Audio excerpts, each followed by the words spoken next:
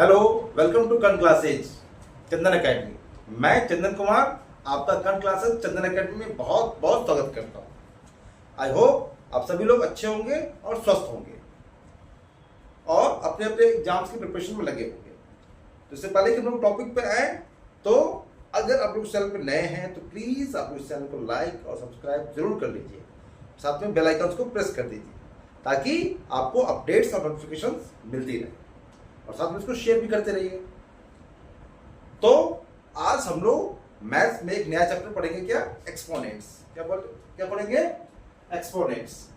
इसको हिंदी में हम लोग क्या बोलते हैं? घातांक। क्या बोलते हैं? घातांक, एक्सपोनेंट्स। तो इसके बारे में हम लोग पढ़ेंगे। घातांक है, ये क्या होता है? घात यानी कि एक्सपोनेंट।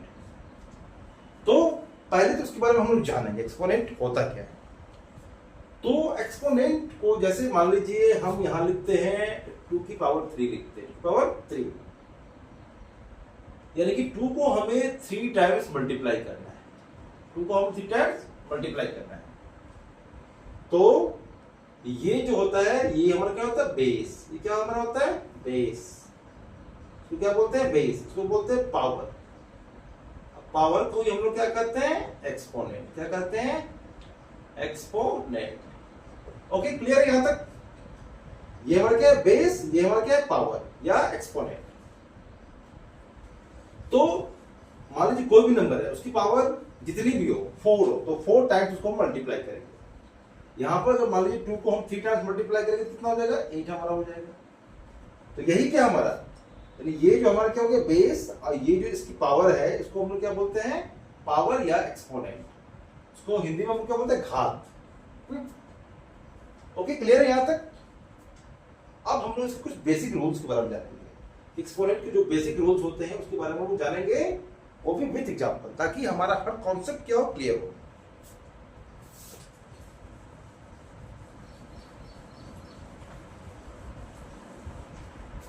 तो एक्सपोनेंट का रूल नंबर 1 क्या होता है? रूल नंबर 1, ऐसे मान लीजिए a की पावर m है, a की पावर m इंटू a की पावर n। तो यहां हम देख रहे हैं कि बेस दोनों में क्या है? इक्वल है, और पावर दोनों में क्या है? अलग अलग है, डिफरेंट पावर है। तो जब बेस इक्वल हो और वो मतलब मल्टीप्लाई में हो, हाँ, तो और पावर डिफरेंट हो, तो पावर को हम लोग क्या करते हैं? ऐड कर देते हैं। यानी कि बेस हमारा उतना ही रहेगा, बट पावर हमारे क्या हो जाएंगे? ऐड हो जाएंगे। यानी a की पावर m प्लस n। जैसे मान लीजिए एग्जांपल, 4 की पावर कितनी है? 99। कितनी है? 99। ओके, मल्टीप्लाइड बाई 4 की पावर -98। क्या है? -98। अब आप ये कहोगे कि सर 4 की पावर 99 है, यानी कि हम 4 को 99 टाइम्स मल्टीप्लाई करेंगे? पॉसिबल है? पॉसिबल तो है, बट बहुत टाइम है। तो यहां पर हम उसको कैसे इजी वे में करेंगे?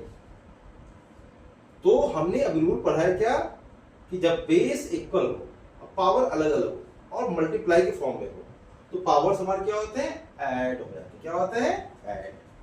तो यहाँ पे 4 की पावर 99, यहाँ भी क्या? बेस हमारा इक्वल है, अब पावर डिफरेंट है। इसमें 99, इसमें क्या है? -98। तो क्या हो जाएगा? पावर ऐड हो जाएगा। 99 प्लस -98।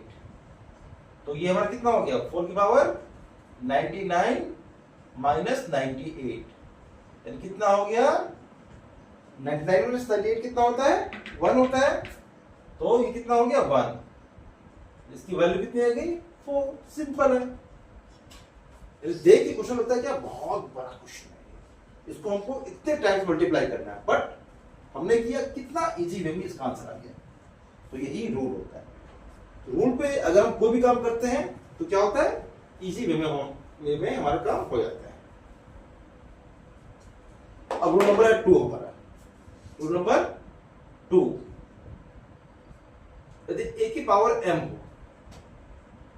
और यहाँ पे मल्टीप्लाई की जगह यहाँ पे डिवाइड हो, क्या हो, डिवाइड, और e पावर n हो। तो यहाँ पे क्या है, बेस हमारा इक्वल है, पावर डिफरेंट है, और यहाँ पे क्या है हमारा, डिवाइड है। तो इस कंडीशन में क्या होता है, पावर हमारे सब्ट्रैक्ट होता है, क्या होते हैं, सब्ट्रैक्ट।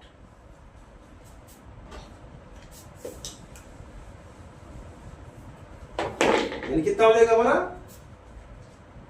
a की पावर m माइनस m। यहां हमने प्लस किया, यहां पे हम क्या करेंगे, माइनस करेंगे। क्यों, क्योंकि यहां पे क्या है, डिवाइड है, इसलिए। जैसे एग्जांपल ले लेते हैं, 6 की पावर 100 डिवाइडेड बाय 6 की पावर 99। अब यहां पे क्या, बेस इक्वल है, अब पावर डिफरेंट है, तो यहां क्या करेंगे, पावर को हम लोग सब्ट्रैक्ट कर देंगे। क्या कर देंगे, सब्ट्रैक्ट। तो 6 की पावर क्या हो जाएगा, 100 माइनस 99, यानी कितना हो गया, 6 की पावर 1, यानी कि 6। ओके, क्लियर है यहां तक। अब नेक्स्ट टॉपिक हम लोग आते हैं। ओके, यदि a इंटू b की पावर m हो, a इंटू बी की पावर क्या m हो, तो इसका मतलब क्या होता है, a की पावर भी m और b की पावर भी m। ओके, जैसे मान लीजिए कोई नंबर है, 2 की पावर है 3,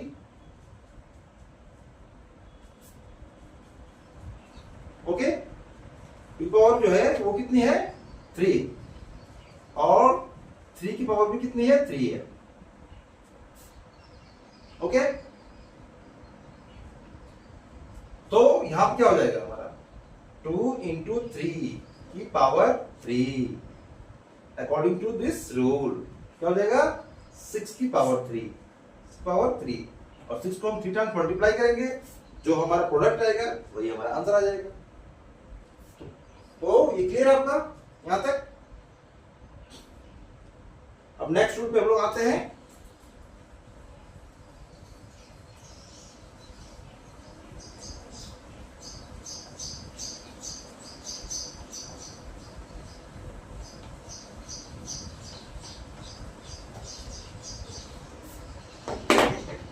रूल नंबर 4 पे आते हैं। यदि a की पावर m हो इक्वल टू a की पावर n हो, है ना, तो यानी यहां पे एक पावर m हो, एक और एक पावर यहां पर n हो, इक्वल टू पावर n, यानी यहां पर क्या दिख रहा है, हमारा बेस हमारा इक्वल है। जब हम इसको कंपेयर करेंगे, यानी कि जब हम LHS और RHS को कंपेयर करेंगे, लेफ्ट हैंड साइड और राइट हैंड साइड को कंपेयर करेंगे, तो हम देख रहे हैं कि बेस हमारे क्या है, इक्वल है। तो जब बेस हमारे इक्वल होते हैं तो पावर्स भी हमारे क्या होते हैं, इक्वल होते हैं। Therefore m equal to n। Okay, clear है यहां तक। अब एग्जांपल इसका ले लेते हैं। ऐसे मान लीजिए 4 पावर क्या है, x है, इक्वल टू 4 पावर क्या है, यहां पर 3 है। तो यहां पे अकॉर्डिंग टू दिस रूल, इस रूल के हिसाब से हमारा क्या हो जाएगा, x की पावर कितनी हो जाएगी, 3। कितनी जाएगी, 3। ये भी क्लियर है। और इसी में एक रूल और भी है, वो क्या है, a की पावर है b, ओके, और b की पावर है, सॉरी, m की पावर भी क्या है, b है। तो जब उसको हम कंपेयर कर रहे हैं तो हमें यहां पे ये दिख रहा है कि बेस तो यहां पर डिफरेंट है, अलग अलग है बेस हमारे, बट पावर्स हमारे क्या है, इक्वल है। तो इस कंडीशन में भी, यानी कि जब बेस हमारे डिफरेंट हो और पावर्स हमारे इक्वल हो, तो उस कंडीशन में भी क्या होता है, हमारे बेस हमारा इक्वल होता है। बेस हमारा क्या होता है, इक्वल, यानी a equal to m, a equal to m। For example मान लीजिए यहां पर 4 है, अगेन 4 ले लेते हैं, और पावर x या फुल पावर हम यहाँ पे 2 ले लेते हैं, क्या लेते हैं 6 ले लेते हैं, इक्वल टू x की पावर 6, x की पावर 6। तो पावर्स हमारे क्या है यहाँ पर इक्वल है, तो बेस भी हमारा इक्वल होगा, यानी x की वैल्यू 4 होगी या 4 की वैल्यू x होगी। इतना कॉन्सेप्ट आपका क्लियर है। अब हम लोग नेक्स्ट रूल पे आते हैं।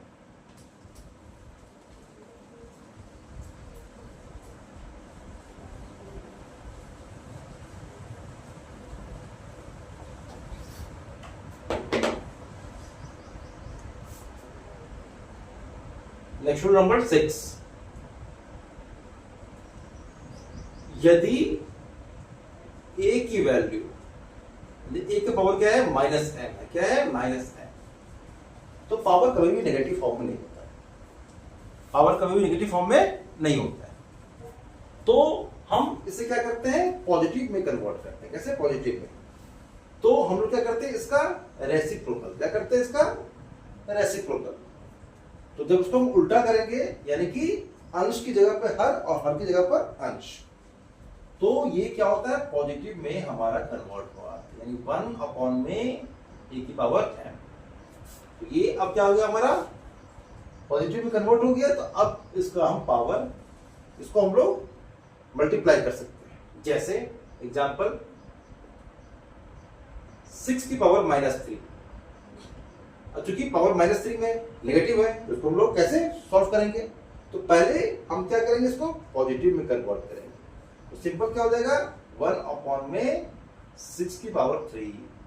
ओके क्लियर है, कितना हो जाएगा 1 में 6 मल्टीप्लाइड बाई 6 मल्टीप्लाइड बाई 6, यानी कितना 1 में 6 6 36, 36 6 216।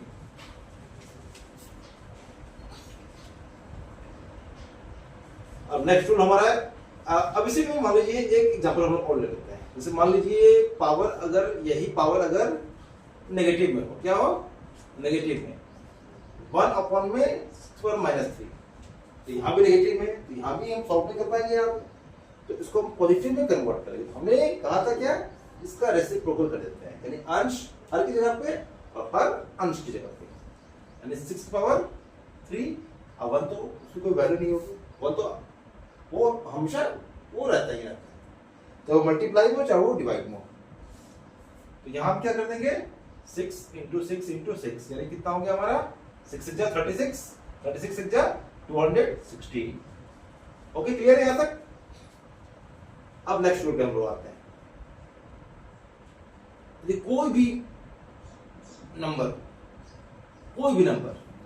उसकी पावर क्या हो 0, क्या हो 0, तो उसकी वैल्यू कितनी होती है 1, कितनी होती है 1, कोई भी नंबर हो। ऐसे मान लीजिए यहां पर एग्जांपल में 1000 है, इसकी पावर कितनी है 0 है, तो कोई भी नंबर हो उसका पावर यदि 0, उसका एक्सपोनेंट यदि 0, तो उसकी वैल्यू कितनी होती है 1, कितनी होती है 1। तो ये सब आपके वेपन्स, इसका यूज करके आप जो है ना क्वेश्चन को सॉल्व कर सकते हैं। तो बहुत ही इजी है, सिर्फ नाम से लगता है कि बहुत बड़ा है, बहुत ही कॉम्प्लिकेटेड है, बट ऐसा कुछ नहीं है, बहुत सिंपल है। आप इसको इजी वे में सारे रूल्स को अच्छे से आप स्टडी कीजिए, कल मैं क्वेश्चंस लेकर के आऊंगा। तो आप न सिर्फ फॉर्मूला लिखिए, बल्कि वीडियो को देख करके हर क्वेश्चन को अटेम्प्ट करने की कोशिश कीजिएगा। इससे पहले मैंने आपको simple interest, profit and loss मैंने आपको करवा दिया है। आई होप आप लोग उसको प्रैक्टिस कर रहे होंगे अच्छे से, और बहुत सारे स्टूडेंट्स ने प्रैक्टिस कर भी लिया हुआ। क्यों? क्योंकि वो जानते हैं कि अब नया टॉपिक हमारा स्टार्ट होने वाला है। चलिए नए टॉपिक स्टार्ट होने से पहले आप लोग अपने अपने पुराने टॉपिक को अच्छे से कंप्लीट कर जाइए, बाकी प्रैक्टिस कराना वो हमारा काम है। आप लोग बहुत ध्यान से, बहुत ही मन से टाइम मैनेजमेंट करके उसको प्रैक्टिस करते रहिए। Thank you.